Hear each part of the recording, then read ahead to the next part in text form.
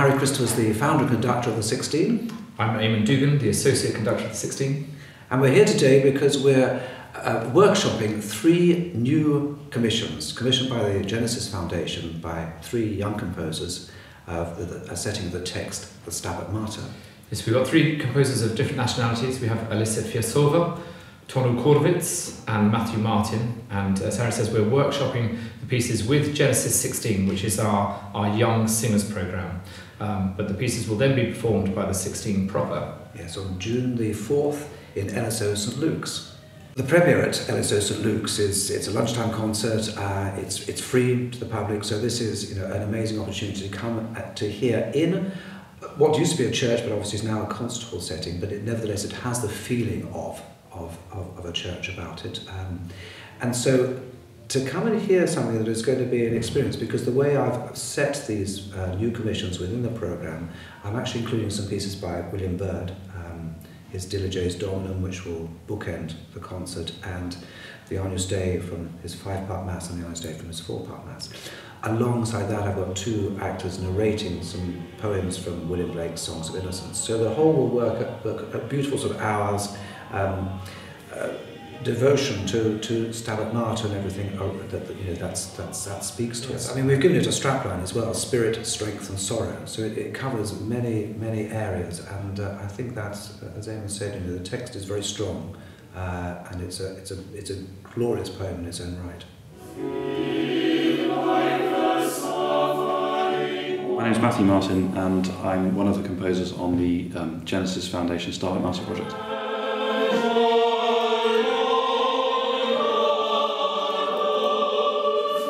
I've chosen to divide the choir into 2 in this Stabat Mater, so I have a semi-chorus and a main choir.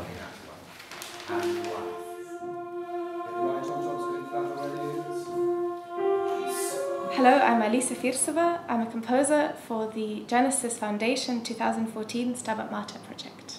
And so I chose 7 verses from the text, especially concentrating on the final part of the text leading up to the final statement where the mother will be reunited with her son in paradise. What struck me so far in working with the composers that Harry's already alluded to, we have these 3 different nationalities, but we also have 3 very distinct musical personalities. My name is Tonu Korowitz. I'm a composer from Estonia, and of course I knew this text and heard music set on this text, but I did not understand in the first moment how deep, sorrowful and how powerful text it is. My name is James MacMillan. I'm a composer. I have a close relationship with the 16, and Harry Christophers has asked me to mentor this project, to mentor the 3 composers that are involved in writing the new Stabat Maters. I think it's a marvellous thing for any composer to have his or her work championed by a great musician like Harry Christophers, to eventually have a choir like the 16 come to terms with the music, to prepare it, to perform it.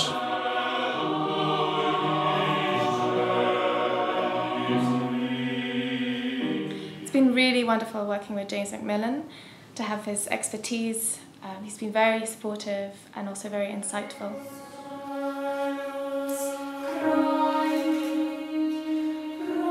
It was made very clear to the 3 composers that these new works should have a life beyond the first performances and even beyond the 16's involvement in it. So Harry Christophers quite rightly pointed to the tradition that this choir comes from, and that the works could quite easily find a place in the repertoire of other choirs in this country: cathedral choirs, good church choirs, amateur choirs. And I think that useful way of thinking of composition, practical way of thinking of composition, has been very important for the 3 composers. If you look at the musical canon, the Stabat Mater as a text is something that it's been really fundamental to many composers. It's been something that's been hugely important in their output.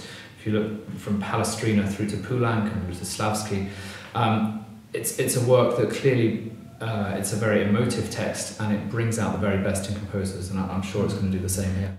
Having my piece performed by the 16 is going to be a wonderful honour, and Harry's dynamic and charismatic direction of them, I think, will bring a lot to. I hope will bring a lot to my piece and bring it off the page. And I'm really looking forward to hearing them do it.